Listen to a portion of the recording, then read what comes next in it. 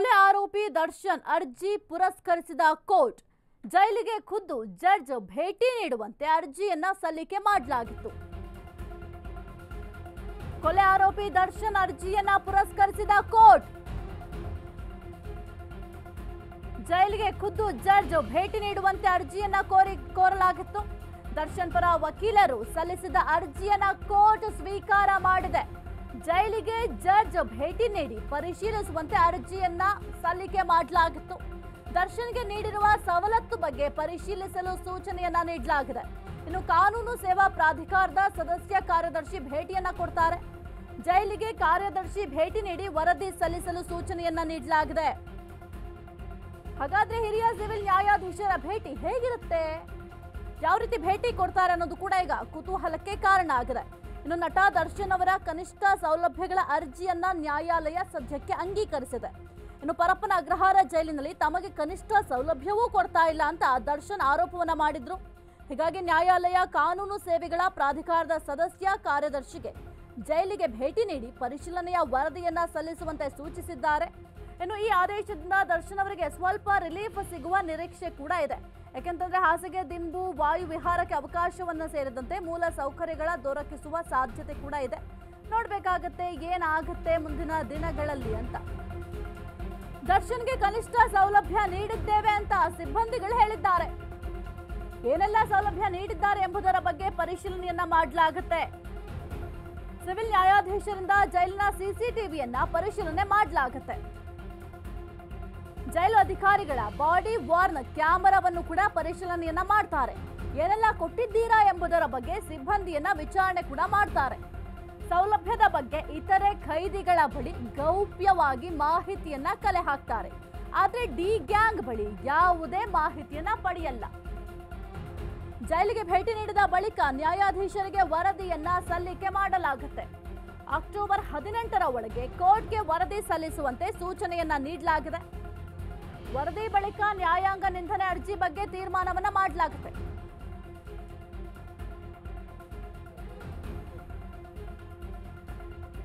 ದರ್ಶನ್ಗೆ ಕನಿಷ್ಠ ಸೌಲಭ್ಯ ನೀಡಿದ್ದೇವೆ ಅಂತ ಸಿಬ್ಬಂದಿಗಳು ಹೇಳಿದ್ದಾರೆ. ಆದ್ರೆ ನನಗೆ ಯಾವುದೇ ರೀತಿಯ ಮೂಲಭೂತ ಸೌಕರ್ಯ ಕೊಟ್ಟಿಲ್ಲ, ಯಾವುದೇ ರೀತಿಯ ಬೇಕಾದಂತಹ ಅಗತ್ಯದ ವಸ್ತುಗಳು ಕೊಟ್ಟಿಲ್ಲ ಅಂತ ಒಂದು ಕಡೆ ದರ್ಶನ್ ಕೂಡ ಆರೋಪ ಮಾಡಿದ್ದಾರೆ. ನೋಡ್ಬೇಕಾಗತ್ತೆ ಏನಾಗತ್ತೆ ಅಂತ. ಹೆಚ್ಚಿನ ಮಾಹಿತಿ ನೀಡ್ತಾರೆ ನಮ್ಮ ಪ್ರತಿನಿಧಿ ಅರುಣ್. ನ್ಯಾಯಾಧೀಶರು ಭೇಟಿಯನ್ನ ಕೊಡ್ಲಿದ್ದಾರೆ. ಅವರ ಭೇಟಿ ಯಾವ ರೀತಿ ಇರುತ್ತೆ, ಯಾವಾಗ ಭೇಟಿಯನ್ನ ಕೊಡ್ತಾರೆ ಜೈಲಿಗೆ ಅಂತ? ಸಾಹಿತ್ಯ ಏನಂದ್ರೆ ನಿನ್ನೆ ಕೋರ್ಟ್ ಒಂದು ಆರ್ಡರ್ ಅನ್ನ ಮಾಡಿರುವಂತದ್ದು. ಅಂದ್ರೆ ಆ ಹಿರಿಯ ಸಿವಿಲ್ ನ್ಯಾಯಾಧೀಶರು ಜೈಲಿಗೆ ಭೇಟಿಯನ್ನ ಕೊಟ್ಟು ಅಲ್ಲಿ ಏನು ದರ್ಶನ್ಗೆ ಅವರಿಗೆ ಸೌಲಭ್ಯಗಳನ್ನು ಕೊಟ್ಟಿದ್ದಾರಾ ಇಲ್ವಾ ಏನು ಅಂತದ್ರ ಬಗ್ಗೆ ಪರಿಶೀಲನೆ ಮಾಡಬೇಕು ಅಂತ ಹೇಳ್ಬಿಟ್ಟು ಆದೇಶವನ್ನು ಕೊಟ್ಟಿರುವಂತದ್ದು. ಅಕ್ಟೋಬರ್ 18ರ ಒಳಗೆ ಅವರು ಭೇಟಿಯನ್ನ ಕೊಟ್ಟು ಅಲ್ಲಿ ಪರಿಶೀಲನೆ ಮಾಡಿ ವರದಿಯನ್ನ ಏನು 57ನೇ CCH ಕೋರ್ಟ್ಗೆ ಸಲ್ಲಿಕೆಯನ್ನ ಮಾಡ್ಬೇಕಂತ ಹೇಳ್ಬಿಟ್ಟು ಆರ್ಡರ್ ಅನ್ನ ಮಾಡಿರುವಂತದ್ದು. ಸೊ ಏನು ದರ್ಶನ್ ಅವರ ಪರ ವಕೀಲರಾದಂತಹ ಸುನಿಲ್ ಅವರೇನು CRPC 310 ಅಡಿಯಲ್ಲಿ ಒಂದು ಅರ್ಜಿಯನ್ನ ಹಾಕೊಂಡಿದ್ರು. ಅಂದ್ರೆ ಕೋರ್ಟ್ ಕೊಟ್ಟಂತ ಆದೇಶವನ್ನ ಜೈಲಿನ ಅಧಿಕಾರಿಗಳು ಪಾಲನೆ ಮಾಡ್ತಾ ಇಲ್ಲ. ಹಾಗಾಗಿ ಖುದ್ದು ನ್ಯಾಯಾಧೀಶ ಬರಬೇಕು ಅಂತ ಹೇಳ್ಬಿಟ್ಟು ಅವರು ಅರ್ಜಿಯನ್ನ ಹಾಕೊಂಡಿದ್ರು. ಆ ಒಂದು ಅರ್ಜಿ ಬಗ್ಗೆ ಏನು ಅವರ ವಾದ ಮತ್ತೆ ಪ್ರತಿವಾದವನ್ನ ಸಹ ಆಲಿಸಿದ್ರು. ಮತ್ತೆ ನಿನ್ನೆ ಆರ್ಡರ್ಸ್ ಅನ್ನ ಪ್ರಕಟ ಮಾಡಿರುವಂತದ್ದು. ಜೊತೆಗೆ ಏನಂದ್ರೆ ಈಗ ಏನು ಸಿವಿಲ್ ಹಿರಿಯ ನ್ಯಾಯಾಧೀಶರು ಏನಿರ್ತಾರೆ ಸೊ ಅವರು ಭೇಟಿಯನ್ನ ಕೊಡ್ತಾರೆ. ಭೇಟಿ ಕೊಡುವಂತ ಸಂದರ್ಭದಲ್ಲಿ ಅವರು ಪ್ರಮುಖವಾಗಿ ದರ್ಶನ್ಗೆ ಪ್ರತಿನಿತ್ಯ ಏನೆಲ್ಲಾ ಸೌಲಭ್ಯಗಳನ್ನು ಕೊಡ್ತಾ ಇದೀವಿ ಅನ್ನೋದ್ರ ಬಗ್ಗೆ ಅವರು ಲೆಜರ್ ಬುಕ್ ಏನಿರುತ್ತೆ ಅದರಲ್ಲಿ ಎಂಟ್ರಿಯನ್ನ ಮಾಡಬೇಕಾಗುತ್ತೆ. ಯಾಕಂದ್ರೆ ಸರ್ಕಾರಿ ಕಡೆಯಿಂದ ಕೊಡ್ತಾ ಇರುವಂತದ್ದು ಎಲ್ಲಾ ಸವಲತ್ತುಗಳು. ಹಾಗಾಗಿ ಎಲ್ಲವನ್ನು ಸಹ ಒಂದು ಲೆಜರ್ ಬುಕ್ ಏನಿರುತ್ತೆ ಅದರಲ್ಲಿ ಎಂಟ್ರಿಯನ್ನ ಮಾಡ್ಕೋಬೇಕಾಗುತ್ತೆ. ಯಾವತ್ತು ಏನೆಲ್ಲ ಕೊಟ್ಟಿದೀವಿ ಅನ್ನೋದ್ರ ಬಗ್ಗೆ ಲೆಜರ್ ಬುಕ್ ಅಲ್ಲಿ ದಾಖಲು ಮಾಡಬೇಕಾಗುತ್ತೆ. ಅದೇ ರೀತಿ ಏನು ಸಿಬ್ಬಂದಿಗಳು ಅವರ ಬಳಿ ಹೋಗಿ ಮಾತನಾಡುವಂತ ಸಂದರ್ಭದಲ್ಲಿ ಬಾಡಿ ಒನ್ ಕ್ಯಾಮ್ರಾವನ್ನ ಸಹ ಹಾಕೊಳ್ಳಿರ್ಬೇಕಾಗುತ್ತೆ. ಸೊ ಅದನ್ನು ಸಹ ಅವರು ಬಾಡಿ ಒನ್ ಕ್ಯಾಮ್ರಾವನ್ನ ಪರಿಶೀಲನೆ ಮಾಡ್ತಾರೆ. ಆನಂತರ ಅಲ್ಲಿನ CCTV ಏನಿರುತ್ತೆ CCTVಗಳನ್ನು ಸಹ ಪರಿಶೀಲನೆ ಮಾಡ್ತಾರೆ. ಯಾಕಂದ್ರೆ ದರ್ಶನ್ ಅವರಿಗೆ ವಾಕ್ ಮಾಡಕ್ಕೆ ಕೊಟ್ಟಿಲ್ಲ ಅಂತ ಕೇವಲ ಒಂದು ಏನು ಬೆರಳು ಅಂದ್ರೆ ಬಿಸಿಲು ಬಾರದ ಕಡೆಯಲ್ಲಿ ಕೊಟ್ಟಿದ್ದಾರೆ ಅಂತ ದರ್ಶನ್ ಅವರು ಸಹ ಹೇಳಿದ್ರು. ಸೊ ಅದನ್ನು ಸಹ ಪರಿಶೀಲನೆ ಮಾಡ್ತಾರೆ. ಮತ್ತೆ ಜೈಲಿನ ಅಧಿಕಾರಿಗಳು ಯಾರು ಪ್ರತಿನಿತ್ಯ ಕೆಲಸಕ್ಕೆ ಮತ್ತೆ ನಿಯೋಜನೆಗೊಂಡಿರ್ತಾರೆ ದರ್ಶನ್ ಅವರ ಬ್ಯಾರಕ್ ಬಳಿ ಅವರನ್ನ ಅಲ್ಲಿ ಯಾರು ಇರ್ತಾರೆ ಸೊ ಅವರನ್ನು ಸಹ ಅವರು ಪರಿಶೀಲನೆ ಮಾಡ್ತಾರೆ. ಮತ್ತೆ ಅವರನ್ನು ಸಹ ವಿಚಾರಣೆ ಮಾಡ್ತಾರೆ. ಮತ್ತೆ ಇನ್ನೊಂದೇನಂದ್ರೆ ಇಲ್ಲಿ ಡಿ ಗ್ಯಾಂಗ್ ಏನು 6 ಜನ ಆರೋಪಿಗಳು ಇರ್ತಾರೆ ಸೊ ಅವರ ಬಳಿ ಹೋಗ್ಬಿಟ್ಟು ಅವರು ಯಾವುದೇ ರೀತಿಯಾದಂತಹ ಮಾಹಿತಿಗಳನ್ನ ಪಡಿಕೊಳ್ಳಲ್ಲ. ಯಾಕಂದ್ರೆ ಸಾಮಾನ್ಯವಾಗಿ ಹೋದ್ರೆ ಅವರು ಕೇವಲ ಆರೋಪಗಳನ್ನ ಮಾಡ್ತಾರೆ, ಅದು ಒನ್ ಸೈಡೆಡ್ ಆಗುತ್ತೆ. ಸೊ ಅದಕ್ಕಾಗಿ ನ್ಯಾಯಾಧೀಶರು ಕೇವಲ ಅಲ್ಲಿನ CCTV ಇರ್ಬೋದು, ಮತ್ತೆ ಅಲ್ಲಿನ ಬಾಡಿ ಒನ್ ಕ್ಯಾಮ್ರಾ ಇರ್ಬೋದು, ಮತ್ತೆ ಅಲ್ಲಿ ಲೆಜರ್ ಬುಕ್ ಇರ್ಬೋದು, ಮತ್ತೆ ಜೈಲು ಅಧಿಕಾರಿಗಳು ಯಾರು ಇರ್ತಾರೆ ಅವರನ್ನ ಹೋಗಿ ಪ್ರಶ್ನೆ ಮಾಡ್ತಾರೆ. ಮತ್ತೆ ಆ ಸಹ ಕೈದಿಗಳು ಅಂದ್ರೆ ಅದೇ ಬೆರಕ್ನಲ್ಲಿ ಬೇರೆ ಬೇರೆ ಕೇಸ್ ನಲ್ಲಿ ಇರುವಂತಹ ಸಹ ಕೈದಿಗಳು ಏನಿರ್ತಾರೆ ಸೊ ಅವರನ್ನ ಕರೆದು ವಿಚಾರಣೆಯನ್ನ ಮಾಡ್ತಾರೆ. ಯಾವತ್ತೆಲ್ಲ ಸೌಲಭ್ಯಗಳನ್ನು ಕೊಟ್ಟಿದ್ದಾರೆ, ಮತ್ತೆ ಆ ಕನಿಷ್ಠ ಸೌಲಭ್ಯಗಳು ಏನು ಕೊಡಬೇಕು ಅದನ್ನ ಕೊಡ್ತಾ ಇದ್ದಾರೆ, ಜೈಲಿನ ಮ್ಯಾನ್ಯುವಲ್ ಪ್ರಕಾರ ಏನೆಲ್ಲ ಸೌಲಭ್ಯಗಳನ್ನು ಕೊಡ್ತಾ ಇದೆ ಅದನ್ನ ಕೊಡ್ತಾ ಇದಾರೆ ಇಲ್ವಾ ಅನ್ನೋದ್ರ ಬಗ್ಗೆ ಒಂದು ಮಾಹಿತಿಯನ್ನ ಸಂಗ್ರಹ ಮಾಡಿ ನ್ಯಾಯಾಧೀಶರಿಗೆ ಸಲ್ಲಿಕೆ ಮಾಡುವಂತದ್ದು ಸಾಹಿತ್ಯ. ಓಕೆ, ಥ್ಯಾಂಕ್ ಯು ಅರುಣ್ ನಿಮ್ಮೆಲ್ಲ ಮಾಹಿತಿಗಾಗಿ. ಅನಿಲ್ ಅಂಬಾನಿ ವಿರುದ್ಧದ ಅಕ್ರಮ ಹಣ ವರ್ಗಾವಣೆ ಕೇಸ್ಗೆ ಸಂಬಂಧಪಟ್ಟಂತೆ ಅನಿಲ್ ಅಂಬಾನಿ ಆಪ್ತ ಸಹಾಯಕ ಅಶೋಕ್ನನ್ನ ಅರೆಸ್ಟ್ ಮಾಡಲಾಗಿದೆ. ಅನಿಲ್ ಅಂಬಾನಿ ವಿರುದ್ಧದ ಅಕ್ರಮ ಹಣ ವರ್ಗಾವಣೆ ಆರೋಪಕ್ಕೆ ಸಂಬಂಧಪಟ್ಟಂತೆ ಇದೀಗ ಅನಿಲ್ ಅಂಬಾನಿ ಆಪ್ತ ಸಹಾಯಕ ಅಶೋಕ್ನನ್ನ ಅರೆಸ್ಟ್ ಮಾಡಲಾಗಿದೆ. ನಿರ್ದೇಶಕನನ್ನ ಬಂಧಿಸಿದ್ದಾರೆ ಇಡಿ ಅಧಿಕಾರಿಗಳು. ಅನಿಲ್ ಕಂಪನಿ ನಿರ್ದೇಶಕ ಬ್ಯಾಂಕ್ ಸಾಲಕ್ಕಾಗಿ ಸುಳ್ಳು ಶ್ಯೂರಿಟಿ ನೀಡಿದ ಆರೋಪ ಕೇಳಿಬಂದಿದೆ. ಬ್ಯಾಂಕ್ ಸಾಲಕ್ಕಾಗಿ ಸುಳ್ಳು ಶ್ಯೂರಿಟಿ ನೀಡಿದ್ದ ಆರೋಪದ ಹಿನ್ನೆಲೆ ಸದ್ಯಕ್ಕೆ ಅನಿಲ್ ಅಂಬಾನಿ ಆಪ್ತ ಸಹಾಯಕ ಏನಿದ್ದ ಅಶೋಕ್ ಆತನನ್ನ ಅರೆಸ್ಟ್ ಮಾಡಲಾಗಿದೆ. 17,000 ಕೋಟಿ ರೂಪಾಯಿ ಬ್ಯಾಂಕ್ ಸಾಲ ವರ್ಗಾವಣೆ ಆರೋಪ ಕೂಡ ಕೇಳಿಬಂದಿತ್ತು. ಇನ್ನು 25 ವರ್ಷಗಳಿಗೂ ಹೆಚ್ಚು ಅನುಭವವನ್ನ ಪಾಲ್ ಹೊಂದಿದ್ದಾರೆ ಎಂಬ ಮಾಹಿತಿ ಕೂಡ ಲಭ್ಯ ಆಗಿದೆ. ಇನ್ನು ಮುಖ್ಯ ಹಣಕಾಸು ಅಧಿಕಾರಿಯಾಗಿ ಪಾಲ್ ಕೆಲಸವನ್ನು ಕೂಡ ಮಾಡ್ತಾ ಇದ್ರು. ಸದ್ಯಕ್ಕೆ ಅಶೋಕ್ ಅವರನ್ನ ಅರೆಸ್ಟ್ ಮಾಡಲಾಗಿದೆ. ವಿಚಾರಣೆಯನ್ನ ಮಾಡ್ತಾರೆ. ಈ ಒಂದು ಆರೋಪಕ್ಕೆ ಸಂಬಂಧಪಟ್ಟಂತೆ ಸಾಕಷ್ಟು ಪ್ರಶ್ನೆಗಳನ್ನ ಕೇಳ್ತಾರೆ, ವಿಚಾರಣೆಯನ್ನ ಮಾಡ್ತಾರೆ. 17,000 ಕೋಟಿ ರೂಪಾಯಿ ಬ್ಯಾಂಕ್ ಸಾಲ ವರ್ಗಾವಣೆ ಮಾಡಿದ್ರು ಎಂಬ ಆರೋಪ ಕೇಳಬಂದಿತ್ತು. ಇದರ ವಿಚಾರವಾಗಿ ಪ್ರಶ್ನೆಯನ್ನ ಮಾಡ್ತಾರೆ. ಇದರ ಜೊತೆಗೆ ಬ್ಯಾಂಕ್ ಸಾಲಕ್ಕಾಗಿ ಸುಳ್ಳು ಶ್ಯೂರಿಟಿಯನ್ನ ನೀಡಿದ್ರು ಎಂಬ ಆರೋಪ ಕೂಡ ಇದೆ. ಈ ಎಲ್ಲಾ ವಿಚಾರಗಳನ್ನು ಕೂಡ ಪ್ರಸ್ತಾಪ ಮಾಡ್ತಾರೆ. ಪ್ರಸ್ತಾಪ ಮಾಡಿ ನಿಮಗೂ ಇದಕ್ಕೂ ಏನು ಸಂಬಂಧ, ನಿಮಗೆ ಈಗ ಅನಿಲ್ ಅಂಬಾನಿ ಯಾವ ರೀತಿ ಪರಿಚಯ ಇತ್ತು, ಯಾವಾಗ ಪರಿಚಯ ಬೆಳೀತು, ಯಾವಾಗ ನೀವು ಅನಿಲ್ ಅಂಬಾನಿ ಜೊತೆ ಸೇರ್ಕೊಂಡು ಕೆಲಸವನ್ನ ಪ್ರಾರಂಭ ಮಾಡಿದ್ರೆ ಅದೆಲ್ಲದರ ಬಗ್ಗೆ ಕೂಡ, ಜೊತೆಗೆ ಇವರಿಬ್ಬರ ನಡುವಿನ ಒಡನಾಟ ಅದೆಲ್ಲದರ ಬಗ್ಗೆ ಕೂಡ ಇಡಿ ಅಧಿಕಾರಿಗಳು ಪ್ರಶ್ನೆಯನ್ನ ಮಾಡ್ತಾರೆ. ಇನ್ನು ಬ್ಯಾಂಕ್ ಸಾಲಕ್ಕಾಗಿ ಸುಳ್ಳು ಶ್ಯೂರಿಟಿ ಹಾಕುವಂಥದ್ದು ಏನಿತ್ತು, ಯಾವ ಕಾರಣಕ್ಕೆ ಶ್ಯೂರಿಟಿಯನ್ನ ಹಾಕಿದ್ರಿ, ಅದೆಲ್ಲವನ್ನು ಕೂಡ ಪ್ರಶ್ನೆಯನ್ನ ಮಾಡ್ತಾರೆ. ಸದ್ಯಕ್ಕಂತೂ CFO ಅಶೋಕ್ ಪಾಲ್ನ ಬಂಧನ ಕೂಡ ಮಾಡಿದ್ದಾರೆ. ಇನ್ನು ಅನಿಲ್ ಕಂಪನಿ ನಿರ್ದೇಶಕ ಈತ ಅನಿಲ್ ಕಂಪನಿ ಏನಿತ್ತಲ್ಲ ಆ ಕಂಪನಿಯ ನಿರ್ದೇಶಕರಾಗಿ ಕೆಲಸವನ್ನ ಕೂಡ ಮಾಡ್ತಾ ಇದ್ರು. ಅದು 25 ವರ್ಷದ ಅನುಭವ ಇದೆ. ಅಷ್ಟೆಲ್ಲ ಅನುಭವ ಇದ್ದು ಈ ರೀತಿಯಾಗಿ ಯಾಕೆ ನೀವು ಸುಳ್ಳು ಶ್ಯೂರಿಟಿಯನ್ನ ಹಾಕಿದ್ರಿ, ಇದರ ಜೊತೆಗೆ 17,000 ಕೋಟಿ ರೂಪಾಯಿಯನ್ನ ಬ್ಯಾಂಕ್ ಸಾಲ ಏನಿತ್ತು ಅದನ್ನ ವರ್ಗಾವಣೆ ಮಾಡೋದಕ್ಕೆ ಏನು ಕಾರಣ ಇತ್ತು, ಏನಾದ್ರೂ ಒತ್ತಡ ಇತ್ತಾ, ಅಥವಾ ಯಾವ ಕಾರಣಕ್ಕೆ ವರ್ಗಾವಣೆ ಮಾಡಿದ್ರಿ, ಅದೆಲ್ಲದರ ಬಗ್ಗೆಯೂ ಕೂಡ ಪ್ರಶ್ನೆಯನ್ನ ಮಾಡ್ತಾರೆ. ಇನ್ನು ಮುಖ್ಯ ಹಣಕಾಸು ಅಧಿಕಾರಿಯಾಗೂ ಕೂಡ ಇವರು ಕೆಲಸವನ್ನ ಮಾಡಿದ್ರು. ಅಶೋಕ್ ಪಾಲ್ ಏನಿದ್ದಾರೆ ಮುಖ್ಯ ಹಣಕಾಸು ಇಲಾಖೆಯಲ್ಲೂ ಕೂಡ ಕೆಲಸ ಮಾಡಿದ್ರು. ಯಾಕೆ ನೀವು ಹಣವನ್ನ ವರ್ಗಾವಣೆ ಮಾಡಿದ್ರಿ, ಯಾರಾದರೂ ನಿಮ್ಗೆ ಹೇಳಿದ್ರ ಈ ರೀತಿಯಾಗಿ ಹಣವನ್ನ ವರ್ಗಾವಣೆ ಮಾಡಲಿಕ್ಕೆ? 25 ವರ್ಷದ ಅನುಭವ ಇದ್ರು ಈ ರೀತಿಯಾಗಿ ತಪ್ಪನ್ನ ಯಾವ ಕಾರಣಕ್ಕೆ ಮಾಡಿದ್ರಿ? ಇದರ ಜೊತೆಗೆ ನಿಮಗೂ ಮತ್ತೆ ಅನಿಲ್ ಅಂಬಾನಿ ಅವ್ರಿಗೂ ಯಾವ ರೀತಿ ಪರಿಚಯ, ಯಾವ ರೀತಿ ಒಡನಾಟ, ಯಾವಾಗಿನಿಂದ ಪರಿಚಯ, ಅದೆಲ್ಲದರ ಬಗ್ಗೆಯೂ ಕೂಡ ಇಡಿ ಅಧಿಕಾರಿಗಳು ಪ್ರಶ್ನೆಯನ್ನ ಮಾಡ್ತಾರೆ. ಸದ್ಯಕ್ಕೆ ಅರೆಸ್ಟ್ ಮಾಡಿದ್ದಾರೆ. ನೋಡ್ಬೇಕಾಗುತ್ತೆ ಮುಂದಿನ ದಿನಗಳಲ್ಲಿ ಯಾವ ರೀತಿ ತನಿಖೆಯನ್ನ ಮಾಡ್ತಾರೆ ಅಂತ. ಸದ್ಯಕ್ಕೆ ವಿವಿಧ ಆಯಾಮಗಳಲ್ಲಿ ತನಿಖೆಯನ್ನ ಮಾಡ್ತಾರೆ, ಎನ್ಕ್ವೈರಿ ಕೂಡ ಮಾಡ್ತಾರೆ. ನೋಡ್ಬೇಕಾಗುತ್ತೆ ಮುಂದಿನ ದಿನಗಳಲ್ಲಿ. ರಂಗೇರಿದ ಬಿಹಾರ ವಿಧಾನಸಭೆ ಚುನಾವಣಾ ಬ್ಯಾಟಲ್. ಇಂಡಿಯಾ ಮೈತ್ರಿಕೂಟದ ಸೀಟು ಹಂಚಿಕೆ ಫೈನಲ್ ಆಗಿದೆ. ಸದ್ಯಕ್ಕಂತೂ ಬಿಹಾರ ವಿಧಾನಸಭೆ ಚುನಾವಣಾ ಬ್ಯಾಟಲ್ ಏನಿದೆ ದಿನದ ದಿನಕ್ಕೆ ರಂಗೇರ್ತಾ ಹೋಗ್ತಾ ಇದೆ. ಇಂಡಿಯಾ ಮೈತ್ರಿಕೂಟದ ಸೀಟು ಹಂಚಿಕೆ ಈಗ ಫೈನಲ್ ಆದಂತೆ ಕಾಣ್ತಾ ಇದೆ.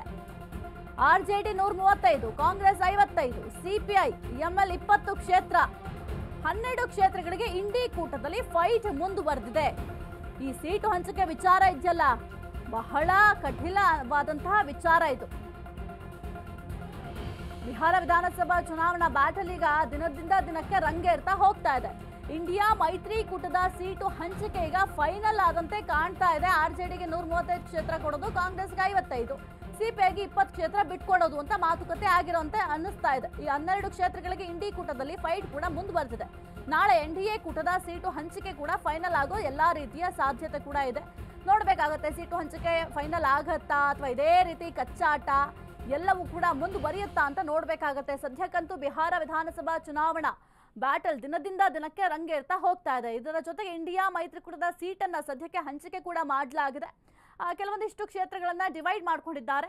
RJDಗೆ 135 ಕ್ಷೇತ್ರವನ್ನ ಬಿಟ್ಕೊಡೋದು ಅಂತ ಮಾತಾಗಿದೆ. ಜೊತೆಗೆ ಕಾಂಗ್ರೆಸ್ಗೂ ಅಷ್ಟೇ 55 ಕ್ಷೇತ್ರಗಳನ್ನ ಬಿಟ್ಕೊಡ್ಬೇಕಾಗತ್ತೆ ಅಂತ ಮಾತಾಗಿದೆ. ಜೊತೆಗೆ CPI 20 ಕ್ಷೇತ್ರ ಬಿಟ್ಕೊಡುವ ವಿಚಾರವಾಗಿ ಪ್ರಸ್ತಾಪ ಕೂಡ ಆಗಿದೆ. ಆದ್ರೆ ಇನ್ನು 10 ಕ್ಷೇತ್ರಗಳ ವಿಚಾರಕ್ಕೆ ಈಗಲೂ ಕೂಡ ಕಚ್ಚಾಟ ಎಲ್ಲವೂ ಕೂಡ ನಡೀತಾ ಇದೆ. ಈ ಕ್ಷೇತ್ರ ನಮಗ್ ಬೇಕು, ಈ ಕ್ಷೇತ್ರ ನಮಗ್ ಬೇಕು ಅಂತ ಸದ್ಯಕ್ಕಂತೂ ಜಗಳ ನಡೀತಾ ಇದೆ. ನೋಡ್ಬೇಕಾಗುತ್ತೆ ಯಾರಿಗೆ ಆ 10 ಕ್ಷೇತ್ರ ಏನು ಇಂಡಿ ಕೂಟದಿದೆಯಲ್ಲ 10 ಕ್ಷೇತ್ರ ಅದನ್ನ ಬಿಟ್ಟು ಕೊಡ್ತಾರೆ ಅಂತ ನೋಡ್ಬೇಕಾಗತ್ತೆ. ಸದ್ಯಕ್ಕೆ 12 ಕ್ಷೇತ್ರಗಳಿಗೂ ಕೂಡ ಫೈಟ್ ನಡೀತಾ ಇದೆ. ನಾಳೆ NDA ಕೂಟದ ಸೀಟು ಕೂಡ ಹಂಚಿಕೆ ಆಗುವ ಸಾಧ್ಯತೆ ಕೂಡ ಇದೆ. ನಾಳೆನೇ ಫೈನಲ್ ಆಗುತ್ತಾ ಅಂತ ನೋಡ್ಬೇಕಾಗತ್ತೆ. ಯಾಕೆಂದ್ರೆ ಒಂದು ಕಡೆ ಇಂಡಿಯಾ ಮೈತ್ರಿಕೂಟ ಫೈನಲ್ ಮಾಡ್ಕೊಂಡಿದೆ. ನೋಡ್ಬೇಕಾಗತ್ತೆ ನಾಳೆ ಯಾವ ರೀತಿ ಕಂಪ್ಲೀಟ್ ಎಲ್ಲವನ್ನು ಕೂಡ ಫೈನಲ್ ಮಾಡ್ತಾರಾ ಅಥವಾ ಇದೇ ರೀತಿ ಕಚ್ಚಾಟ ಎಲ್ಲ ಮುಂದುವರಿತಾ ಹೋಗುತ್ತಾ ಅಂತ ನೋಡ್ಬೇಕು. ಸದ್ಯಕ್ಕಂತೂ 12 ಕ್ಷೇತ್ರಗಳಿಗೆ ಇಂಡಿ ಕೂಟದಲ್ಲಿ ಫೈಟ್ ಅಂತೂ ಮುಂದುವರೆದಿದೆ. ಈ 12 ಕ್ಷೇತ್ರ ನಮಗೆ ಬೇಕು ಅಂತ ಫೈಟ್ ಮಾಡ್ತಾ ಇದ್ದಾರೆ. ಬಿಟ್ಕೊಡ್ತಾರ ಅಥವಾ ಏನು ಮಾಡ್ತಾರೆ ಅಂತ ಗೊತ್ತಾಗತ್ತೆ. ನಾಳೆ ಬಹುತೇಕ ಎಲ್ಲವೂ ಕೂಡ ಫೈನಲ್ ಆಗುವ ಸಾಧ್ಯತೆ ಕೂಡ ಇದೆ. ಲಾಲ್ಬಾಗ್ ಕೆರೆ ದಂಡೆಯಲ್ಲಿ DCM DKC ರೌಂಡ್ಸ್ ಮಾಡಿದ್ದಾರೆ. ವಾಕಿಂಗ್ ಮಾಡುವವರ ಜೊತೆ DCM DKC ಸಂವಾದವನ್ನ ನಡೆಸಿದ್ದಾರೆ. ಲಾಲ್ಬಾಗ್ ಕೆರೆ ದಂಡೆಯಲ್ಲಿ DCM DK ಶಿವಕುಮಾರ್ ಅವರು ರೌಂಡ್ಸ್ ಹಾಕಿದ್ದಾರೆ. ವಾಕಿಂಗ್ ಮಾಡುವವರ ಜೊತೆ DCM DK ಶಿವಕುಮಾರ್ ಅವರು ಸಂವಾದವನ್ನ ಮಾಡಿದ್ದಾರೆ. ಸಿಲಿಕಾನ್ ಸಿಟಿ ಮಂದಿ ಸಮಸ್ಯೆಯನ್ನ ಆಲಿಸಿದ DCM DKಶಿಗೆ ಟ್ರಾಫಿಕ್ ಸಮಸ್ಯೆಯನ್ನ ಸಾರ್ವಜನಿಕರು ಹೇಳಿದ್ದಾರೆ. ಟ್ರಾಫಿಕ್ನಿಂದ ಸಮಸ್ಯೆ ಆಗ್ತಾ ಇದೆ ಅಂತ ಹೇಳ್ಕೊಂಡಿದ್ದಾರೆ. ಜನರು ಎಲ್ಲೆಂದರಲ್ಲಿ ವಾಹನವನ್ನ ಪಾರ್ಕಿಂಗ್ ಮಾಡ್ತಾರೆ. DKಶಿ ಸಂವಾದದಲ್ಲಿ ಸಮಸ್ಯೆಯನ್ನ ಸಾರ್ವಜನಿಕರು ಹೇಳಿದ್ದಾರೆ. ಟನಲ್ ರಸ್ತೆಯಿಂದ ಲಾಲ್ಬಾಗಿಗೆ ತೊಂದರೆ ಆಗಲ್ಲ. ಸದ್ಯಕ್ಕೆ ಟನಲ್ ರಸ್ತೆಯಿಂದ ಲಾಲ್ಬಾಗಿಗೆ ತೊಂದರೆ ಆಗಲ್ಲ ಅಂತ ಹೇಳಿದ್ದಾರೆ. ಆದರೆ ಸಾರ್ವಜನಿಕರು ಈ ಒಂದು ವಿಚಾರಕ್ಕೆ ಸಂಬಂಧಪಟ್ಟಂತೆ ಸಾಕಷ್ಟು ಆಕ್ರೋಶವನ್ನು ಕೂಡ ವ್ಯಕ್ತಪಡಿಸಿದ್ರು. ಸದ್ಯಕ್ಕೆ DCM DK ಶಿವಕುಮಾರ್ ಅವರು ರೌಂಡ್ಸ್ ಹಾಕುವಂತಹ ಸಂದರ್ಭದಲ್ಲಿ ಸಾರ್ವಜನಿಕರ ಸಮಸ್ಯೆಯನ್ನ ಆಲಿಸಿದ್ದಾರೆ. ಏನೆಲ್ಲ ಸಮಸ್ಯೆ ಆಗ್ತಾ ಇದೆ ಅದ್ರ ಬಗ್ಗೆ ನನ್ನ ಬಳಿ ಬಂದು ನೀವು ಮುಕ್ತವಾಗಿ ಮಾತನಾಡಬಹುದು ಅಂತ ಕೂಡ ಹೇಳಿದ್ರು. ಹಾಗಾಗಿ ಸಾರ್ವಜನಿಕರು ಏನೆಲ್ಲ ಸಮಸ್ಯೆ ಆಗ್ತಾ ಇದೆ ಅದೆಲ್ಲದರ ಬಗ್ಗೆ ಕೂಡ DCM DK ಶಿವಕುಮಾರ್ ಅವರ ಗಮನಕ್ಕೆ ತರುವ ಕೆಲಸವನ್ನ ಮಾಡಿದ್ದಾರೆ. ಒಂದ್ ಕಡೆ ಟ್ರಾಫಿಕ್ ಜಾಮ್ ಆಗ್ತಾ ಇದೆ, ಅಂದ್ರೆ ಟ್ರಾಫಿಕ್ ಸಮಸ್ಯೆ ಇದೆ. ಮತ್ತೊಂದು ಕಡೆ ಎಲ್ಲೆಂದರಲ್ಲಿ ವಾಹನವನ್ನ ನಿಲುಗಡೆ ಮಾಡ್ತಾ ಇದ್ದಾರೆ. ಅದು ಕೂಡ ಬಹಳ ತೊಂದರೆ ಆಗ್ತಾ ಇದೆ ಅಂತ ಸಾರ್ವಜನಿಕರು ತಮಗೆ ಆಗ್ತಾ ಇರುವಂತಹ ಸಮಸ್ಯೆಗಳ ಬಗ್ಗೆ ಹೇಳ್ಕೊಂಡಿದ್ದಾರೆ.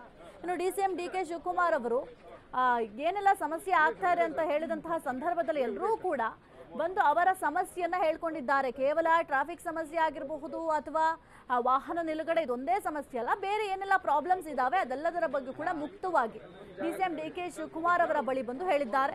ಇದರ ಜೊತೆಗೆ ಲಾಲ್ಬಾಗ್ನ ಒಂದೇ ಒಂದು ಮರ ಕೂಡ ಕಡಿಯಲ್ಲ ಅಂತ DK ಶಿವಕುಮಾರ್ ಅವರು ಸಾರ್ವಜನಿಕರಿಗೆ ಭರವಸೆಯನ್ನ ಕೊಟ್ಟಿದ್ದಾರೆ. ಏನು ಈ ಟನಲ್ ವಿಚಾರ ಇದೆಯಲ್ಲ ಜನರ ಆಕ್ರೋಶಕ್ಕೂ ಕೂಡ ಕಾರಣ ಆಗುತ್ತೆ. ಈ ಟನಲ್ ರಸ್ತೆ ಮಾಡುವಂತಹ ಸಂದರ್ಭದಲ್ಲಿ ಎಷ್ಟೋ ಮರಗಳನ್ನ ಕಡಿಬೇಕಾಗತ್ತೆ. ಇರೋದೇ ಇದು ಒಂದು ಲಾಲ್ಬಾಗು, ಬೇರೆ ಕಡೆ ಎಲ್ಲೇ ಹೋದ್ರೂ ಕೂಡ ಟ್ರಾಫಿಕ್ ಕಿರಿಕಿರಿ ಇರುತ್ತೆ, ಬೇರೆ ಬೇರೆ ಸಮಸ್ಯೆ ಇರುತ್ತೆ. ಇಲ್ಲೂ ಕೂಡ ನೀವೇನಾದ್ರು ಮರಗಳನ್ನ ಕಡಿದ್ರೆ ನಮ್ಗೆ ಹೇಳ್ಕೊಳ್ಳಿಕ್ಕೆ ಅಂತ ಎಲ್ಲೂ ಕೂಡ ಈ ರೀತಿಯಾಗಿ ಮರಗಳು ನಮ್ಗೆ ಸಿಗೋದಿಲ್ಲ ಅಂತ ಒಂದಷ್ಟು ಸಮಸ್ಯೆಯನ್ನ ಹೇಳ್ಕೊಂಡಿದ್ರು. ಈ ಒಂದು ಸಮಸ್ಯೆಯ ವಿಚಾರಕ್ಕೆ ಸಂಬಂಧಪಟ್ಟಂತೆ ಸಾರ್ವಜನಿಕರಿಗೆ ಕೆಲವೊಂದಿಷ್ಟು ಭರವಸೆಯನ್ನ ಕೊಡುವ ಕೆಲಸವನ್ನು ಕೂಡ ಮಾಡಿದ್ದಾರೆ. ಏನೆಲ್ಲ ಸಮಸ್ಯೆ ಆಗ್ತಾ ಇದೆ ಶೀಘ್ರದಲ್ಲೇ ಅದನ್ನ ಪರಿಹಾರ ಮಾಡ್ತೀವಿ, ಅದಕ್ಕೆ ಸೂಕ್ತ ಪರಿಹಾರವನ್ನ ಕಂಡು ಹಿಡಿದು ಅದೆಲ್ಲವನ್ನು ಕೂಡ ಸಾಲ್ವ್ ಮಾಡುವ ಕೆಲಸವನ್ನ ಮಾಡ್ತೀವಿ ಅಂತ DCM DK ಶಿವಕುಮಾರ್ ಅವರು ಸಂವಾದದ ಸಮಯದಲ್ಲಿ ಸಾರ್ವಜನಿಕರಿಗೆ ಭರವಸೆಯನ್ನ ಕೊಡುವ ಕೆಲಸವನ್ನು ಕೂಡ ಮಾಡಿದ್ದಾರೆ. ಇನ್ನು ಟನಲ್ ರಸ್ತೆಯಿಂದ ನಿಮ್ಗೆ ಯಾವುದೂ ತೊಂದರೆ ಆಗಲ್ಲ ಅಂತ ಕೂಡ ಹೇಳಿದ್ದಾರೆ. ಇನ್ನು DK ಶಿವಕುಮಾರ್ CM ಆಗುವ ಕೂಗು ಮತ್ತೆ ಜೋರಾಗಿ ಕೇಳ್ತಾ ಇದೆ. CM ಆಗುವ ಕುರಿತು ಮತ್ತೆ DCM DK ಶಿವಕುಮಾರ್ ಅವರು ಮಾತನಾಡಿದ್ದಾರೆ. ನೀವು ಕಾಂಗ್ರೆಸ್ ಪಕ್ಷ ಕಟ್ಟಿದವರು CM ಆಗಬೇಕಾಗಿತ್ತು. 40 ವರ್ಷದಿಂದ ಪಕ್ಷ ಬೆಳೆಸಿದ್ದೀರಿ, ನೀವು CM ಆಗೇ ಬೇಕಲ್ವಾ? ಲಾಲ್ಬಾಗ್ನಲ್ಲಿ ಸಂವಾದದ ವೇಳೆ ಸಾರ್ವಜನಿಕರು DCM DK ಶಿವಕುಮಾರ್ ಅವ್ರನ್ನ ಕೇಳಿದ್ದಾರೆ. ಆ ಸಮಯ ಹತ್ತಿರ ಬರ್ತಾ ಇದೆ ಅಂತ DK ಶಿವಕುಮಾರ್ ಅವರು ಹೇಳಿದ್ದಾರೆ. ಹಾಗಾದ್ರೆ ಇದ್ರ ಅರ್ಥ ಏನು ಅಂತ ಕೂಡ ಕೇಳಬೇಕಾಗತ್ತೆ. DK ಶಿವಕುಮಾರ್ CM ಆಗುವ ಕೂಗು ಮತ್ತೆ ಜೋರಾಗಿ ಕೇಳಿಸ್ತಾ ಇದೆ. CM ಆಗುವ ಕುರಿತು ಮತ್ತೆ DCM DK ಶಿವಕುಮಾರ್ ಅವರು ಮಾತನಾಡಿದ್ದಾರೆ. ನೀವು ಕಾಂಗ್ರೆಸ್ ಪಕ್ಷ ಕಟ್ಟಿದವರು 40 ವರ್ಷದಿಂದಲೂ ಕೂಡ ಪಕ್ಷಕ್ಕಾಗಿ ದುಡಿತಾ ಇದ್ದೀರಾ, ನೀವು CM ಆಗ್ಬೇಕಲ್ವಾ ಅಂತ ಒಬ್ರು ಸಾರ್ವಜನಿಕರು ಪ್ರಶ್ನೆಯನ್ನ ಮಾಡಿದ್ದಾರೆ. ಆ ಸಮಯ ಬಂದೇ ಬರುತ್ತೆ, ಈಗ ಬಂದಿದೆ ಅನ್ನುವ ರೀತಿಯಲ್ಲಿ ಹೇಳಿಕೆಯನ್ನ ಕೊಟ್ಟಿದ್ದಾರೆ. ಹಾಗಾದ್ರೆ ಏನು ಅಧಿಕಾರ ಹಂಚಿಕೆ ಅಥವಾ ಈ ಫೈಟ್ ನಡೀತಾ ಇದೆಯಲ್ಲ, ಹಾಗಾದ್ರೆ ಅದು ನಿಜಾನ ಅಂತ ಕೂಡ ಅನ್ನಿಸ್ತಾ ಇದೆ ಅವರ ಹೇಳಿಕೆಯನ್ನ ಗಮನಿಸಿದ್ರೆ. ಸರ್ ಕಷ್ಟಪಟ್ಟು ಪಾರ್ಟಿ ಬೆಳೆಸಿರೋ 40 ವರ್ಷದಿಂದ ನೀವು CM ಹೋಗ್ಬೇಕಲ್ವಾ ಸರ್? ನ್ಯಾಯವಾಗಿ ಹತ್ರ ಬಂದಿದ್ಯಾ ಸರ್? ಕಷ್ಟಪಟ್ಟು ಪಾರ್ಟಿ ಬೆಳೆಸಿರೋ 40 ವರ್ಷದಿಂದ ನೀವು CM ಹೋಗ್ಬೇಕಲ್ವಾ ಸರ್? ನ್ಯಾಯವಾಗಿ ಹತ್ರ ಬಂದಿದ್ಯಾ ಸರ್? ಕಷ್ಟಪಟ್ಟು ಪಾರ್ಟಿ ಬೆಳೆಸಿರೋ 40 ವರ್ಷದಿಂದ ನೀವು CM ಹೋಗ್ಬೇಕಲ್ವಾ ಸರ್? ನ್ಯಾಯವಾಗಿ ಹತ್ರ ಬಂದಿದ್ಯಾ ಸರ್ ಕಷ್ಟಪಟ್ಟು ಪಾರ್ಟಿ ಬೆಳೆಸಿರೋ 40 ವರ್ಷ. ಕುರಿತು ಹೆಚ್ಚಿನ ಮಾಹಿತಿ ನೀಡ್ತಾರೆ ನಮ್ಮ ಪ್ರತಿನಿಧಿ ದೀಪಾ. ಇಷ್ಟೋ ದಿನ ಸೈಲೆಂಟ್ ಆಗಿದ್ರು DCM DK ಶಿವಕುಮಾರ್ ಅವರು. ಆದ್ರೆ ಈಗ ಸಾರ್ವಜನಿಕರು ನೀವು ಕೂಡ CM ಆಗ್ಬೇಕಲ್ವಾ ಎಂಬ ಪ್ರಶ್ನೆಗೆ ಸಮಯ ಬಂದಿದೆ ಅಂತ ಹೇಳ್ತಿದ್ದಾರೆ. ಹಾಗಾದ್ರೆ ಇದ್ರ ಅರ್ಥ ಏನು? ಈ ಮಾರ್ಮಿಕ ನುಡಿಯ ಅರ್ಥ ಏನು? ಹೈಕಮಾಂಡ್ ಏನಾದ್ರು ಸೂಚನೆ ಕೊಟ್ಟಿದ್ಯಾ ಈ ಪವರ್ ಶೇರಿಂಗ್ ವಿಚಾರವಾಗಿ? ಸಾಹಿತ್ಯ ಇತ್ತೀಚಿನ ದಿನಗಳಲ್ಲಿ DK ಶಿವಕುಮಾರ್ ಅವರು ಬಹಿರಂಗವಾಗಿ ಎಲ್ಲೂ ಕೂಡ ಮಾತನಾಡದೇ ಇದ್ರೂ ಕೂಡ ಈ ರೀತಿಯಾದಂತಹ ಸಂದರ್ಭಗಳು, ಈ ರೀತಿಯಾದಂತಹ ಸನ್ನಿವೇಶಗಳ ಸಮಯದಲ್ಲಿ ಮಾತನಾಡ್ತಾ ಇರುವುದು ನೋಡ್ತಾ ಇದ್ದೇವೆ. ಕೆಲವೊಮ್ಮೆ ಮಾಧ್ಯಮಗಳ ಮುಂದೆ ಕೂಡ ಪ್ರಯತ್ನ ವಿಫಲ ಆಗೋದಿಲ್ಲ ಅನ್ನುವಂತಹ ಅರ್ಥದಲ್ಲಿ ಮಾತನಾಡ್ತಾರೆ. ಜೊತೆಗೆ ಫಲಾಫಲ ಸಿಕ್ಕೇ ಸಿಗುತ್ತೆ ಅನ್ನುವಂತಹದನ್ನ ಮಾತನಾಡಿದ್ದನ್ನು ಕೂಡ ನೋಡಿದ್ವಿ. ಆದ್ರೆ ಇದೀಗ ಮತ್ತೆ ಅದನ್ನ ಪುನರುಚ್ಚಾರ ಮಾಡಿರುವಂತಹದ್ದು. ಇವತ್ತು ಲಾಲ್ಬಾಗ್ನಲ್ಲಿ ಏನು ಕಾರ್ಯಕ್ರಮ ಇತ್ತು, ನಡಿಗೆ ಕಾರ್ಯಕ್ರಮ, ಆ ವೇಳೆ ಅಲ್ಲಿನ ಒಂದು ಸ್ಥಳೀಯರೊಬ್ರು ನೀವು 40 ವರ್ಷ ಪಕ್ಷಕ್ಕಾಗಿ ದುಡಿದಿದ್ದೀರಾ, ಆದ್ರೆ ನೀವು CM ಆಗ್ಬೇಕಿತ್ತು ಅನ್ನುವಂತಹ ಒಂದು ಅಭಿಪ್ರಾಯವನ್ನ ವ್ಯಕ್ತಪಡಿಸ್ತಾರೆ. ಈ ವೇಳೆ DK ಶಿವಕುಮಾರ್ ಅವರು ಆ ಕಾಲ ಕೂಡ ಸನ್ನಿಹಿತ ಆಗುತ್ತೆ ಅಂತ ಹೇಳ್ತಾರೆ. ಮತ್ತೆ ಮರುಪ್ರಶ್ನೆಯನ್ನ ಆ ಒಂದು ಅಲ್ಲಿನ ನಾಗರಿಕ ಕೇಳ್ತಾರೆ, ಹಾಗಾದ್ರೆ ಹತ್ರ ಇದೆಯಾ ಆ ಸ್ಥಾನ ಅನ್ನುವಂತಹದ್ದು. ಅದಕ್ಕೂ ಕೂಡ ಹೂ ಅನ್ನುವಂತಹ ಒಂದು ರಿಯಾಕ್ಷನ್ ಅನ್ನ ಮಾಡೋ ಮೂಲಕ ಮತ್ತೊಮ್ಮೆ ಎಲ್ಲೋ ಒಂದ್ ಕಡೆ ನಾವು CM ಆಗೇ ಆಗ್ತೀನಿ ಅನ್ನುವಂತಹದ್ದನ್ನ ಅವರು ಮತ್ತೊಮ್ಮೆ ಮಗದೊಮ್ಮೆ ಹೇಳಿರುವಂತಹದ್ದು. ಇದೆಲ್ಲವೂ ಕೂಡ ಒಂದು ರೀತಿ ಅಂದ್ರೆ ಅಧಿಕಾರ ಹಂಚಿಕೆ ಅನ್ನುವಂತಹದ್ದು ವಿಚಾರ ಏನಿದೆ ಅದೆಲ್ಲದಕ್ಕೂ ಕೂಡ ಪೂರಕವಾಗಿರುವಂತಹದ್ದು. ಆದ್ರೆ ಇದೆಲ್ಲವೂ ಆದ ಬಳಿಕ ಏನು DK ಶಿವಕುಮಾರ್ ಅವರು ಮಾಧ್ಯಮಗಳ ಮೇಲೆ ಗರಂ ಆಗಿದ್ದಂತಹ ಘಟನೆಯೂ ಕೂಡ ಇದೆ. ನಾನು ಎಲ್ಲೂ ಕೂಡ ಆ ರೀತಿ ಮಾತನಾಡಿಲ್ಲ ಅಂತ, ಆದ್ರೆ ವಿಡಿಯೋ ಸಾಕ್ಷಿ ಇದೆ ಅವರು ಹೂ ಅಂದಿರೋದಕ್ಕೆ. ಸಾಹಿತ್ಯ. ಓಕೆ, ಥ್ಯಾಂಕ್ ಯು ದೀಪಾ ನಿಮ್ಮೆಲ್ಲ ಮಾಹಿತಿಗಾಗಿ. ಸದ್ಯಕ್ಕಂತೂ DCM DK ಶಿವಕುಮಾರ್ ಅವರು ಈ ಒಂದು ಪವರ್ ಶೇರಿಂಗ್ ವಿಚಾರ ಪ್ರಸ್ತಾಪ ಆದಾಗಿನಿಂದ ಎಲ್ಲೂ ಕೂಡ ಮಾತನಾಡಿರಲಿಲ್ಲ. ಬಹಳ ಸೈಲೆಂಟ್ ಆಗಿದ್ರು, ಜಾಣ ನಡೆಯನ್ನ ಅನುಸರಿಸ್ತಾ ಇದ್ರು. ಆದರೆ ಈಗ ಸ್ಥಳೀಯರೊಬ್ಬರು ಕೇಳಿದಂತಹ ಪ್ರಶ್ನೆಗೆ, ಅಂದರೆ ಲಾಲ್ಬಾಗ್ನಲ್ಲಿ ಸಂವಾದ ನಡೆಸ್ತಾ ಇರುವಂತಹ ವೇಳೆಯಲ್ಲಿ ಸ್ಥಳೀಯರೊಬ್ಬರು ಹೇಳ್ತಾರೆ, 40 ವರ್ಷದಿಂದ ನೀವು ಪಕ್ಷವನ್ನ ಕಟ್ಟಿದ್ದೀರಿ, ಪಕ್ಷವನ್ನ ಕಟ್ಟಲಿಕ್ಕೆ ಸಾಕಷ್ಟು ಕಷ್ಟಪಟ್ಟಿದ್ದೀರಿ, ನೀವು CM ಆಗಬೇಕಲ್ವಾ ಅಂತ ಕೇಳಿದ ತಕ್ಷಣ ಆ ಸಮಯ ಕೂಡ ಸನ್ನಿಹಿತವಾಗಿದೆ, ಅದು ಕೂಡ ಆಗತ್ತೆ ಅಂತ ಹೇಳಿದ್ದಾರೆ. ಹಾಗಾಗಿ ಏನಾದರೂ ಹೈಕಮಾಂಡ್ ಜೊತೆಗೆ ಈ ಒಂದು ವಿಚಾರ ಪ್ರಸ್ತಾಪ ಮಾಡಿದ್ದಾರಾ, ಚರ್ಚೆ ಆಗಿದೆಯಾ, ಅಥವಾ ಈಗ ಏನು BJP ಅವರು ಹೇಳ್ತಾ ಇದ್ದಾರೆ ಪವರ್ ಶೇರಿಂಗ್ ವಿಚಾರ ಚರ್ಚೆ ಆಗಿದೆ, ಪವರ್ ಶೇರಿಂಗ್ ಆಗತ್ತೆ ಅಂತ ಹೇಳ್ತಾ ಇದ್ರು, ಆ ಒಂದು ವಿಚಾರಕ್ಕೆ ಸದ್ಯಕ್ಕೆ ಪುಷ್ಟಿ ನೀಡದಂತೆ ಕಾಣ್ತಾ ಇದೆ DCM DK ಶಿವಕುಮಾರ್ ಅವರ ಈ ಒಂದು ಹೇಳಿಕೆ. ರಾಜಧಾನಿಯಲ್ಲಿ ರಾತ್ರಿ ಸುರಿದ ಮಳೆಗೆ ನಾನಾ ಅವಾಂತರಗಳೇ ಆಗಿದೆ. ಇನ್ನು ಸರ್ಜಾಪುರ ರಸ್ತೆಯ ರೈನ್ಬೋ ಡ್ರೈವ್ ಲೇಔಟ್ ಸಂಪೂರ್ಣ ಜಲಾವೃತ ಆಗಿದೆ. ರಾಜಧಾನಿಯಲ್ಲಿ ರಾತ್ರಿ ಇಡೀ ಭಾರೀ ಮಳೆಯಾಗಿದೆ. ಈ ಭಾರೀ ಮಳೆಯಿಂದ ನಾನಾ ಅವಾಂತರಗಳೇ ಆಗ್ಬಿಟ್ಟಿದ್ದಾವೆ. ಸರ್ಜಾಪುರ ರಸ್ತೆಯ ರೈನ್ಬೋ ಡ್ರೈವ್ ಲೇಔಟ್ ಏನಿದೆ ಸಂಪೂರ್ಣ ಜಲಾವೃತ ಆಗಿದೆ. ಇಲ್ಲಿ ಯಾವಾಗಲೇ ಮಳೆ ಆದ್ರೂ ಇದೇ ಪರಿಸ್ಥಿತಿ ಇರುತ್ತೆ. ಇಡೀ ಲೇಔಟ್ ತುಂಬಾ ಹೊಳೆಯಂತೆ ಮಳೆ ನೀರು ನಿಂತಿದೆ. ನೀರು ತುಂಬಿ ಓಡಾಡೋಕೆ ಆಗದೆ ನಿವಾಸಿಗಳು ಸಂಕಷ್ಟಕ್ಕೆ ಸಿಲುಕಿದ್ದಾರೆ. ಮಳೆ ಬಂದಾಗ ರೈನ್ಬೋ ಡ್ರೈವ್ ಲೇಔಟ್ ಜಲಾವೃತ ಆಗುತ್ತೆ. ರಾತ್ರಿ ಸುರಿದ ಮಳೆಗೆ ಇಡೀ ಲೇಔಟ್ಗೆ ನೀರು ನುಗ್ಗಿದೆ. ಅಲ್ಲಿ ಜನರು ಪರದಾಡ್ತಾ ಇದ್ದಾರೆ. ಸದ್ಯ ಸ್ಥಳಕ್ಕೆ ಆಗಮಿಸಿರೋ SDRF ಟೀಮ್, GBS ಸಿಬ್ಬಂದಿಗಳು ಈಗ ಸ್ಥಳಕ್ಕೆ ಆಗಮಿಸಿದ್ದಾರೆ. GBS ಸಿಬ್ಬಂದಿಗಳು ರಾಜಧಾನಿಯಲ್ಲಿ ರಾತ್ರಿ ಸುರಿದ ಭಾರೀ ಮಳೆಗೆ ನಾನಾ ಅವಾಂತರಗಳ ಸುರಿಮಳೆಯೇ ಆಗಿದೆ. ಇನ್ನು ಸರ್ಜಾಪುರ ರಸ್ತೆಯ ರೈನ್ಬೋ ಡ್ರೈವ್ ಲೇಔಟ್ ಅಂತೂ ಸಂಪೂರ್ಣ ಜಲಾವೃತ ಆಗಿದೆ. ಇಡೀ ಲೇಔಟ್ ತುಂಬಾ ಹೊಳೆಯಂತೆ ನೀರು ತುಂಬಿ ನಿಂತಿದೆ. ನೀವು ಕೂಡ ದೃಶ್ಯಾವಳಿಯಲ್ಲಿ ಗಮನಿಸ್ತಾ ಇದ್ದೀರಾ ಆ ಲೇಔಟ್ನ ಪರಿಸ್ಥಿತಿ ಯಾವ ರೀತಿ ಇದೆ ಅಂತ. ಆ ಲೇಔಟ್ನಲ್ಲಿರುವ ಜನರ ಗೋಳಂತ ಕೇಳೋರು ಯಾರು ಕೂಡ ಇಲ್ಲ, ಅಂತಹ ಪರಿಸ್ಥಿತಿ ಇದೆ. ಇನ್ನು ಆ ನೀರಿನಲ್ಲೇ ವಾಹನವನ್ನ ಚಲಾಯಿಸ್ಕೊಂಡು ಹೋಗ್ಬೇಕಾಗತ್ತೆ. ಇನ್ನು ಬೇಕಾದಂತಹ ವಸ್ತುಗಳು ತರಬೇಕಂದ್ರೂ ಕೂಡ ಆ ಮಳೆ ನೀರಿನಲ್ಲೇ ಹೋಗ್ಬೇಕು. ಮಳೆ ನೀರು ಅಂತಂದ್ರೆ ಕೇವಲ ಮಳೆ ನೀರು ಇರುತ್ತಾ, ಅದ್ರ ಜೊತೆಗೆ ಕೊಳಚೆ ನೀರು ಕೂಡ ಸೇರ್ಪಡೆ ಆಗಿರುತ್ತೆ. ಇನ್ನು ಆ ನೀರಿನಲ್ಲಿ ಓಡಾಡುವ ಪರಿಸ್ಥಿತಿ ಸದ್ಯಕ್ಕೆ ಅಲ್ಲಿ ನಿರ್ಮಾಣ ಆಗಿದೆ. ಈಗ ಸದ್ಯಕ್ಕಂತೂ GBS ಸಿಬ್ಬಂದಿಗಳಲ್ಲಿ ಭೇಟಿಯನ್ನು ಕೊಡುವ ಕೆಲಸವನ್ನ ಮಾಡಿದ್ದಾರೆ. SDRF ಟೀಮ್ ಕೂಡ ಹೋಗಿದೆ. ಏಕೆಂದ್ರೆ ರಕ್ಷಣಾ ಕಾರ್ಯಾಚರಣೆಯನ್ನ ಮಾಡಬೇಕಾಗುತ್ತೆ. ನೀರಿನ ಮಟ್ಟ ಏರಿಕೆ ಆದ್ರೆ, ಅಂದ್ರೆ ಏನಾದ್ರು ಇನ್ನೂ ಒಂದು 2-3 ದಿನ ಇದೇ ರೀತಿ ಮಳೆ ಮುಂದುವರೆದ್ರೆ ಆ ಭಾಗದಲ್ಲಿ ಬಹಳ ಕಷ್ಟ ಆಗುತ್ತೆ. ಇನ್ನು ಈ ಸರ್ಜಾಪುರ ರಸ್ತೆ ಏನು ರೈನ್ಬೋ ಡ್ರೈವ್ ಲೇಔಟ್ ಇದೆಯಲ್ಲ, ಇಲ್ಲಿ ಯಾವಾಗಲೇ ಮಳೆ ಬಂದರೂ ಕೂಡ ಇದೇ ಗೋಳು. ಅಲ್ಲಿರುವಂತಹ ಜನರ ಪರಿಸ್ಥಿತಿ ಅಂತೂ ಹೇಳತೀರದ್ದಾಗಿದೆ. ಅವರು ಪ್ರತಿ ಬಾರಿ ಮಳೆ ಬಂದಾಗ ಇದೇ ಪರಿಸ್ಥಿತಿಯಲ್ಲೇ ಇರಬೇಕಾಗಿದೆ. ಅಂತಹ ಪರಿಸ್ಥಿತಿಯಲ್ಲಿ ನಿರ್ಮಾಣ ಆಗಿದೆ ಸದ್ಯಕ್ಕಂತೂ. ಅಧಿಕಾರಿಗಳು ಈಗಲಾದ್ರೂ ಸ್ವಲ್ಪ ಎಚ್ಚೆತ್ತುಕೊಳ್ಬೇಕಾಗತ್ತೆ. GBS ಸಿಬ್ಬಂದಿಗಳಿದ್ದಾರೆ, ಆ ಮಳೆ ಬಂದು ಈ ರೀತಿ ಅವಾಂತರಗಳು ಆಗೋದಕ್ಕಿಂತ ಮೊದಲೇ ಎಚ್ಚೆತ್ತುಕೊಂಡು ಸ್ವಲ್ಪ ಅಲ್ಲಿ ಏನು ಪ್ರಿಕಾಷನ್ ತಗೋಬೇಕು ಅದನ್ನು ತಗೊಂಡ್ರೆ ಈ ರೀತಿಯಾಗಿ ಸಮಸ್ಯೆ ಆಗಲ್ಲ ಅಂತ ಅನ್ಸುತ್ತೆ. ಸದ್ಯಕ್ಕಂತೂ GBA ಸಿಬ್ಬಂದಿಗಳು ಹೋಗಿದ್ದಾರೆ, ಜೊತೆಗೆ SDRF ಟೀಮ್ ಕೂಡ ಹೋಗಿದೆ. ರಕ್ಷಣಾ ಕಾರ್ಯಾಚರಣೆಯನ್ನ ಮಾಡಬೇಕಾಗುತ್ತೆ. ಯಾಕಂತಂದ್ರೆ ಅಲ್ಲಿ ಎಲ್ಲೆಲ್ಲಿ ಏನೇನು ಅನಾಹುತ ಆಗಿದೆ ಅದನ್ನ ಮೊದಲು ಪರಿಶೀಲನೆ ಮಾಡಬೇಕಾಗುತ್ತೆ. ಏನಾದರೂ ಅಲ್ಲಿ ಅಪಾರ್ಟ್ಮೆಂಟ್ ಒಳಗಡೆ ಅಂದರೆ ನೀರು ನುಗ್ಗಿದೆಯಾ ಅಥವಾ ಲೇಔಟ್ ಪರಿಸ್ಥಿತಿ ಹೇಗಿದೆ ಅದೆಲ್ಲವನ್ನೂ ಕೂಡ ಈಗ ಸದ್ಯಕ್ಕೆ ಪರಿಶೀಲನೆ ಮಾಡ್ತಾರೆ. ಅದಾದ ನಂತರ ಅವರಿಗೆ ಬೇಕಾದಂತಹ ಕೆಲವೊಂದಿಷ್ಟು ಸೌಲಭ್ಯಗಳನ್ನು ಒದಗಿಸುವ ಕೆಲಸವನ್ನು ಕೂಡ ಮಾಡ್ತಾರೆ. ನೀವು ಗಮನಿಸ್ತಾ ಇದ್ದೀರ, ರಾತ್ರಿ ಸುರಿದಂತಹ ಭಾರೀ ಮಳೆಗೆ ಬೆಂಗಳೂರಂತೂ ಸಾಕಷ್ಟು ಅವಾಂತರಗಳಾಗಿದೆ. ಬೆಂಗಳೂರಿನಲ್ಲಿ ಎಲ್ಲಿ ನೋಡಿದ್ರೂ ಕೂಡ ಮಳೆಯ ನೀರು ನಿಂತ ನೀರಾಗ್ಬಿಟ್ಟಿದ್ದಾವೆ. ಏಕೆಂದರೆ ಹರಿದುಕೊಂಡು ಹೋಗೋದಕ್ಕೆ ಕೆಲವೊಂದಿಷ್ಟು ವ್ಯವಸ್ಥೆಯನ್ನು ಮಾಡಬೇಕಾಗತ್ತೆ. ಈ ಮಳೆ ನೀರು ಹರ್ಕೊಂಡು ಹೋಗೋದಕ್ಕೆ ಅಂತಲೇ ವ್ಯವಸ್ಥೆ ಮಾಡ್ತಾರೆ, ಅಂದರೆ ಒಳಚರಂಡಿ ವ್ಯವಸ್ಥೆ ಅವೆಲ್ಲ ಮಾಡಬೇಕಾಗತ್ತೆ. ಕೆಲವೊಂದು ಕಡೆ ಅದು ಮಾಡಿಲ್ಲ ಅಥವಾ ಸರಿಯಾಗಿ ನಿರ್ವಹಣೆ ಮಾಡಿಲ್ಲ ಅಂತ ಅಂದಾಗ ಈ ರೀತಿಯ ಸಮಸ್ಯೆಗಳು ಎದುರಾಗೋದು ಸರ್ವೇ ಸಾಮಾನ್ಯ. ಈಗಲಾದರೂ ಅಧಿಕಾರಿಗಳು ಎಲ್ಲೆಲ್ಲಿ ಏನೇನು ಪ್ರಾಬ್ಲಮ್ ಆಗಿದೆ ಅದೆಲ್ಲವನ್ನು ಕೂಡ ಸಾಲ್ವ್ ಮಾಡುವ ಕೆಲಸವನ್ನ ಮಾಡಬೇಕಾಗತ್ತೆ.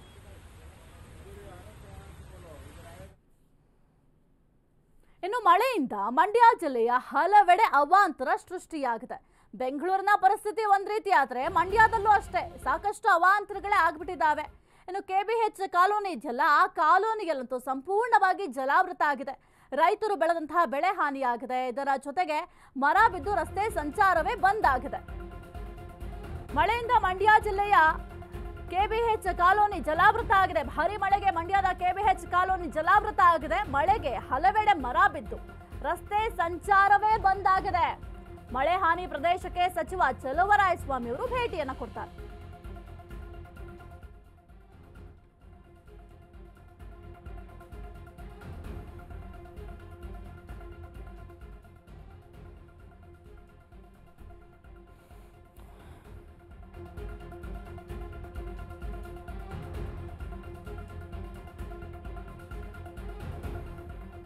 ಬಹಳಷ್ಟು ನಾವು ಮಳೆ ಬಿದ್ದಾಗ ಮಲಗಲಿಕ್ಕೆ ಆಗ್ತಿರಲ್ಲ, ಒಂದು ವಾರಗಟ್ಲೆ ನಾವು ಮನೆ ಖಾಲಿ ಮಾಡ್ತಿದ್ದು ಅಂತೇಳಿ ರವಿ ಅವರು ಈ ಸರಿ ಶಾಸಕರಾದ್ಮೇಲೆ 15ರಿಂದ 20 ಕೋಟಿ 10 ಕೋಟಿ ಇದನ್ನ ಮಾಡಿಸಲಾಗಿ ನೀರು ನುಗ್ಗೋದು ತಪ್ಪಿದೆ. ನಾವೆಲ್ಲ ನೆಮ್ಮದಿನಲ್ಲಿ ರಾತ್ರಿ ಮಲಗಿದೀವಿ ಅನ್ನೋದನ್ನ ಅವರೇ ಹೇಳ್ತಾ ಇದ್ದಾರೆ. ನಮ್ಮ ಕಣ್ ಮುಂದೆ ನೀವು ನೋಡಿದ್ರೆ ಕಾಣ್ತಾ ಇದೆ.